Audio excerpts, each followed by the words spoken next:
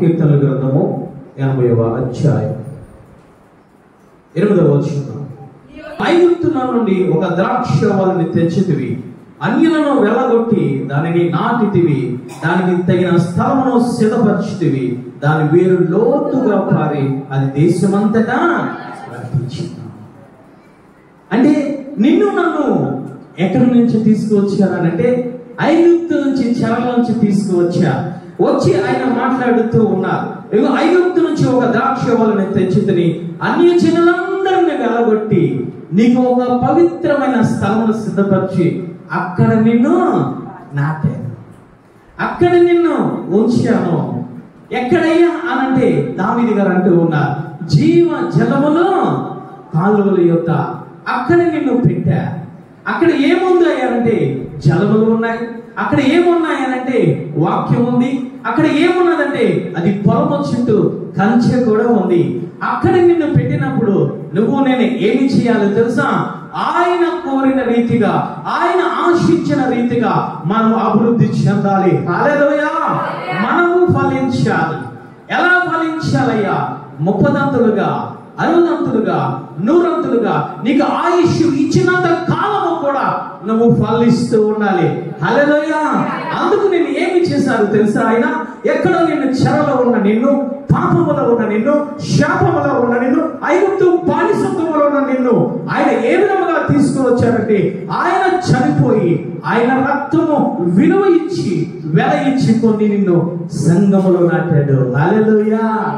ఎందుకయ్యానంటే ఆయన ఆశించిన ఫలాలు నువ్వు చూపిస్తావని, ఆయన ఆశించిన ఫలాలు నువ్వు ఫలిస్తావని చెప్పి ఆయన నాటడం జరిగింది. ఇదే విషయాన్ని ఆయన మాట్లాడుతూ ఉన్నారు. ఎక్కడనంటే మార్కు సువార్తలో మాట్లాడుతూ ఉన్నారు. ఏమిటయ్యానంటే సముద్రపు ఒడ్డున ఆ నావలో ఆ కూర్చొని ఆ జనులందరితో మాట్లాడుతూ ఉన్నారు. చెవులు గలవాడు వినుగాక, చెవులు గలవాడు వినుగాక అని ఆయన మొదలుపెట్టి, ఇదిగో ఒక వ్యవసాయదారుడు ఇదిగో విత్తనములు చేతితో పట్టుకొని విత్తుకుంటూ వెళ్ళిపోతూ ఉన్నాడు. అవి ఎక్కడ పడ్డాయి? మొదట అనంటే త్రోవ పక్కన పడ్డాయి, రెండవదిగా రాతి నెలలో పడ్డాయి, మూడవదిగా ముండ్ల పొదల్లో పడ్డాయి, నాలుగవదిగా మంచి నెలలో పడ్డాయి. హల్లెలూయా!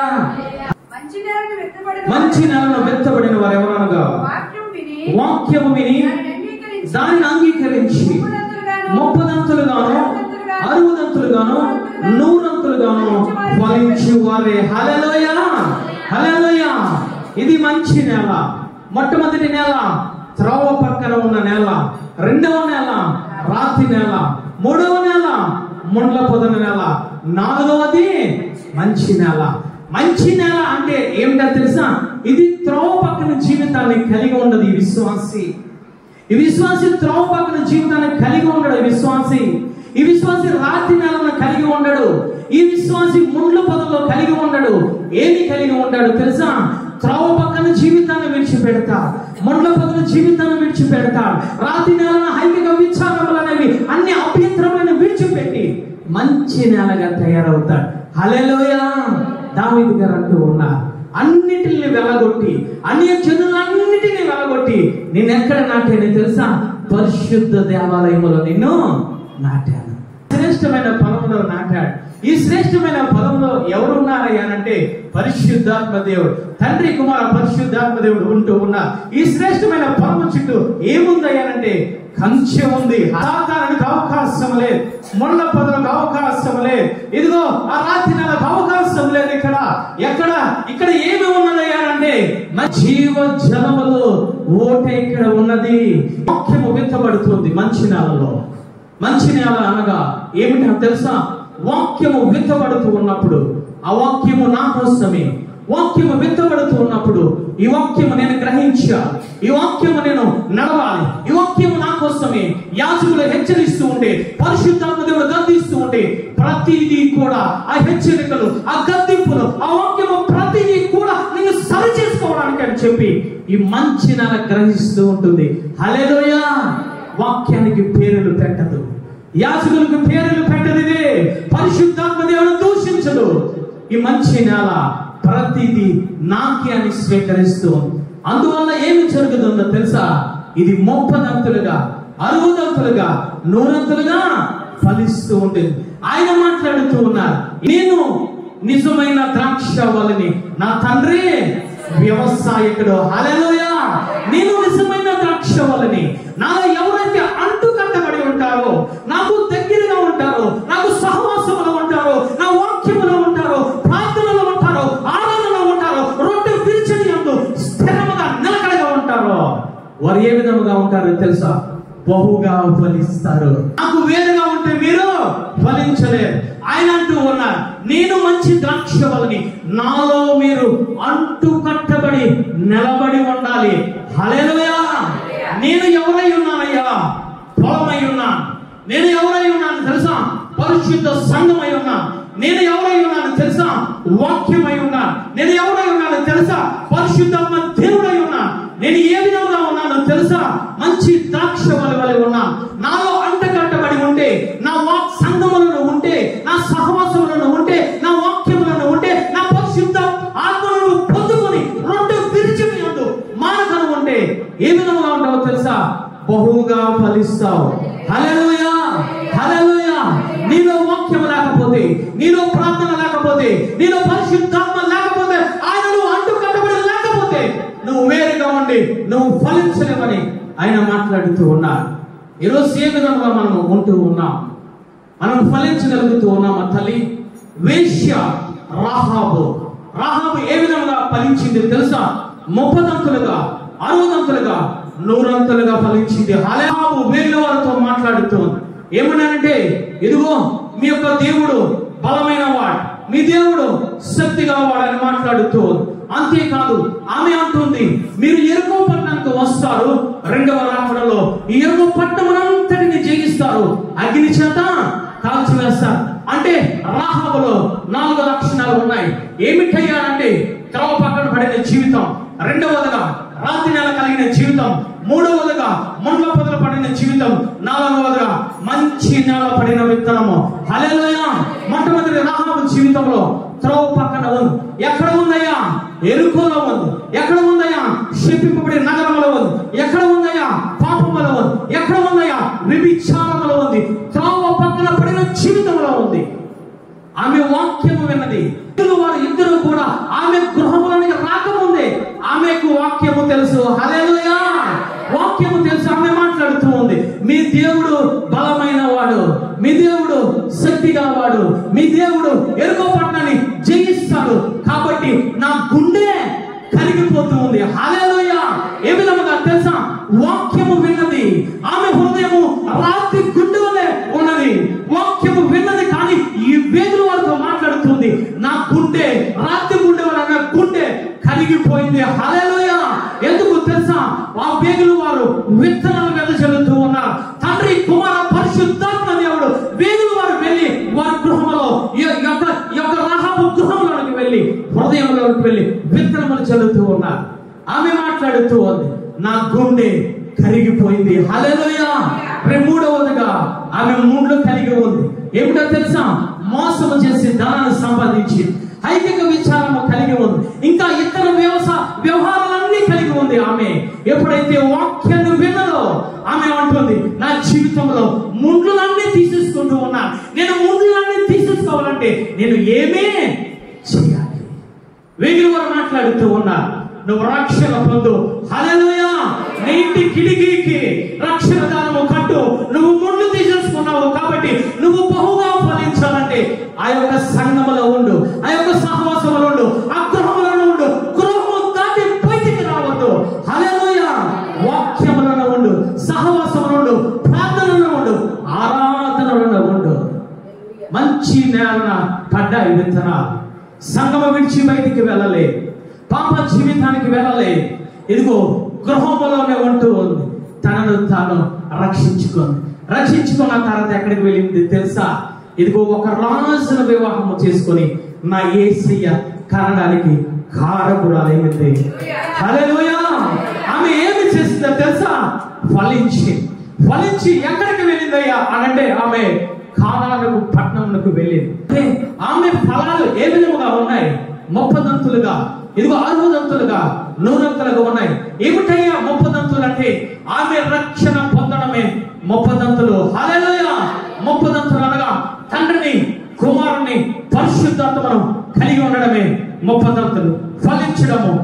రెండవదిగా ఆయన అంటూ ఉన్నా 60 ఫలించాలి. అంటే ఆమె మాట్లాడుతూ ఉంది, అయ్యా నేను రక్షింపబడ్డా, నా తల్లిదండ్రులు ఉన్నా, నా అక్క చెల్లెలు ఉన్నా, నా అన్నతమ్ములు ఉన్నా, వారందరికీ కూడా నా ఫలాలు నేను అందించాలి. వారికి కూడా రక్షణ కావాలి. వారందరూ రక్షింపబడడానికి కారణం ఎవరో తెలుసా? ఒకే ఒక ఫలము, 30 ఫలము 60 కుటుంబాన్ని రక్షించింది. తర్వాత 60 ఆయన అంటూ ఉన్నారు. ఏమి చెందుతుందో తెలుసా? 100 ఆయన మాట్లాడుతున్నారు. 100 అంటే ఆమె నీ మధ్య నా మధ్య ఆత్మస్వరూపం అయింది. ఈరోజు నిన్ను నన్ను రక్షిస్తుంది. ఆమె నిన్ను నన్ను రక్షిస్తుంది. వ్యభిచారంలో ఉన్న నిన్ను నన్ను, శాపంలో ఉన్న నిన్ను నన్ను, ఇదిగో త్రోవ పక్కన ఉన్న నిన్ను నన్ను, మండు పొదలలో ఉన్న నిన్ను నన్ను, ఇదిగో కఠినమైన రాతి కలిగిన నిన్ను నన్ను ఈరోజు ఆమె రక్షించి ఆమె ఫలము 100 అయిపోయింది.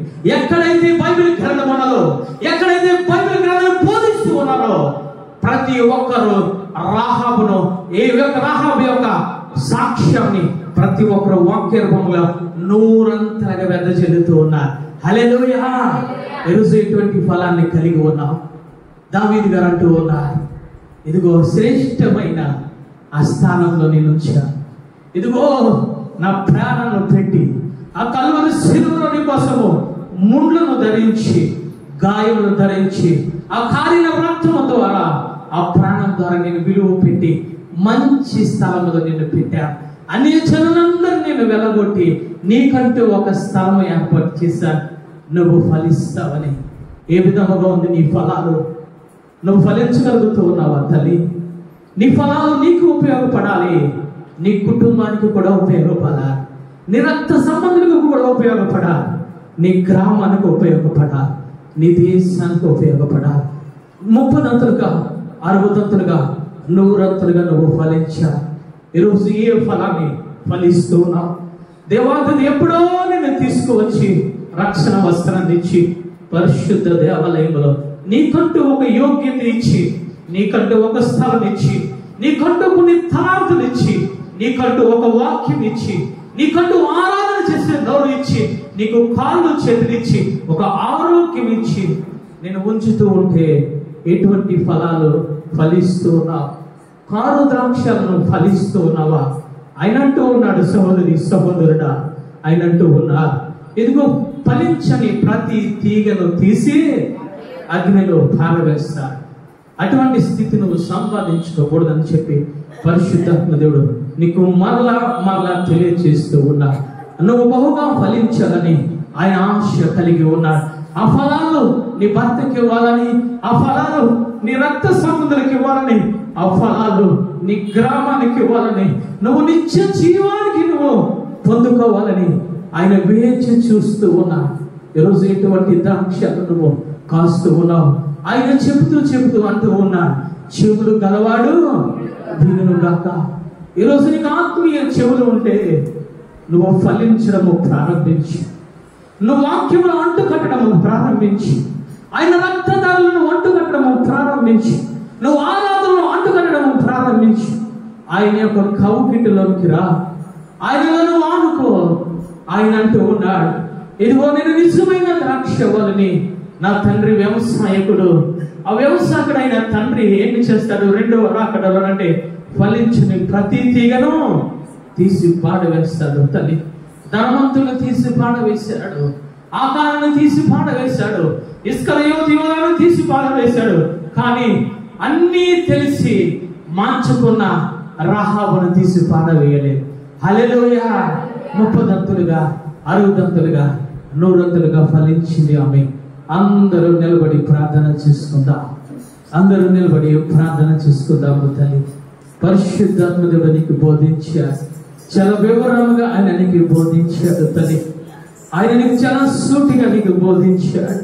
ఆయన అంటూ ఉన్నాడు, చెవులు గలవాడు వినుగాక. ఆయన సహనము కోల్పోయాడు. ఆయన చెప్పి సహనము కోల్పోయి ఆయన మాట్లాడుతూ ఉన్నాడు. చివరిగా అన్నీ తెలుసుకుంటూ ఉన్నారు, కానీ వినడం లేదు.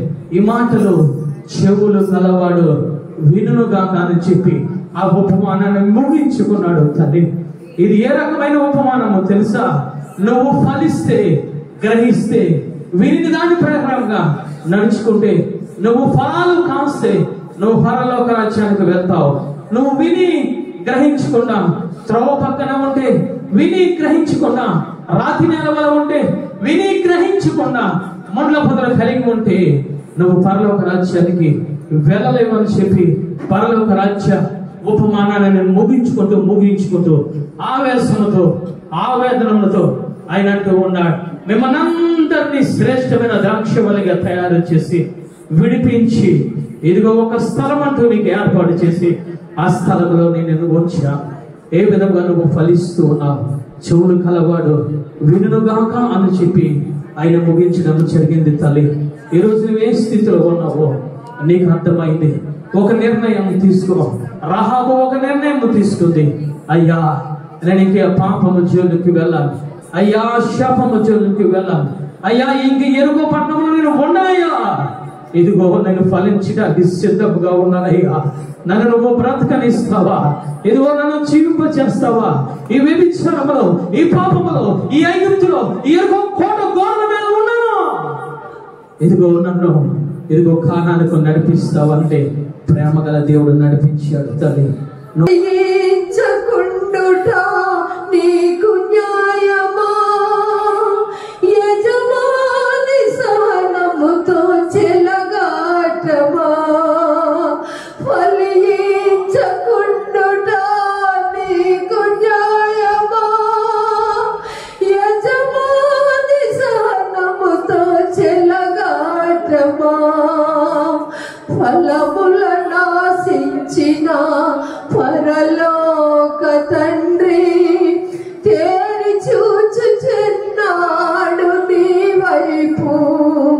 కారు ద్రాక్షల కాయుటకు కారణమేంటని యజమానుడి మధ్యగాన సమయంలో నిన్ను నన్ను ప్రశ్నిస్తున్నాడు. తల్లి, నువ్వు కారు ద్రాక్షలు కాయుటకు కారణమేమిటి? ఐహిక విచారాల ముండ్ల పొదలో అడిచివేసయా? త్రోవ పక్కన పడిన జీవితము నీలో నాలో ఉందా? ఐగుప్తు నుండి పెరికి తెచ్చినాడు సంగ ద్రాక్ష తోటలో నిన్ను నాటినాడు. ఐగుప్తు నుండి పెరికి తెచ్చినాడు సంగ ద్రాక్ష తోటలో నిన్ను నాటినాడు. చుట్టూ త్రవ్వీరు వేసి నీరు పోసినాడు. చుట్టూ త్రవ్వీరు వేసి నీరు పోసినాడు. తన స్పర్శముగా నిన్ను ప్రత్యేక పరిచినాడు. ఫలించుకుండుట నీకు న్యాయమా? యజమానుని సహనముతో చెలగాటమా? ఫలించకుండుట నీకు న్యాయమా? యజమానుని సహనముతో చెలగాటమా? ఫలముల నాశించిన పరలోక తండ్రి తేరు చూచుచున్నాడు నీ వైపు. ప్రియ సంగమా, ప్రియన సహోదరి, అనేక ఆశల నుంచి, భయంకర పరిస్థితులొచ్చి నిన్ను పెరిగి సంఘం అనే తోట, ద్రాక్ష తోటలో నిన్ను నన్ను నాటాడు. తల్లి, నీ ఫలాలు కోరి నీ దగ్గరకు వచ్చి చూచినప్పుడు నువ్వు కారు ద్రాక్షలు కాయటకు కారణమేమిటి? ఈ 4 ఉపమానాల పరిశుద్ధాత్మ దేవుడు నీకు వివరముగా వివరించాడు. తల్లి, ఆయనతో సెలగాట ముందు భయంకరమైన పరిస్థితిలో ఉన్న రాహాబు అనే వేశ్య గ్రంథములో స్థిరస్థాయిగా స్థిరపడిపోయింది. ఆ స్థానంలో నీవు నేను ఉండాలని ప్రయత్నం చేస్తూ వాక్యం ముందుకు సాగుతాం. ప్రార్థించుకుందాం.